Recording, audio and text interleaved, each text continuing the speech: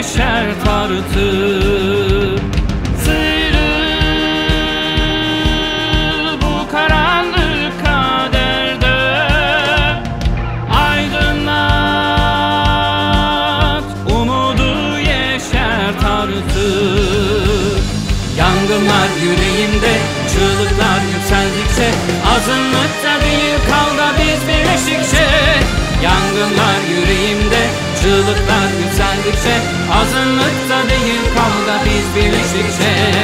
Yangınlar yüreğimde, çığlıklar yükseldikçe, azınlıkta değil kavga biz birleştikçe. Yangınlar yüreğimde, çığlıklar yükseldikçe, azınlıkta değil kavga biz birleştikçe.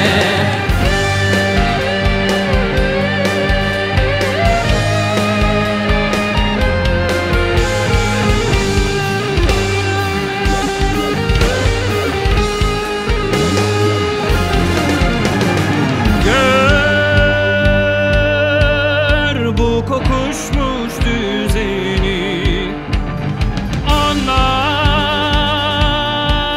sömürüyor emeği. Yeter artık, hepsi bitmeli. Bekliyor kavganın günü bizi. Yeter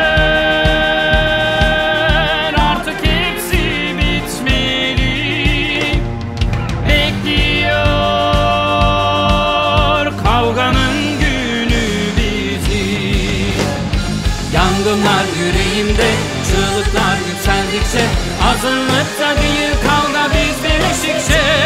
Yangınlar yüreğimde, çığlıklar yükseldikçe, azınlıkta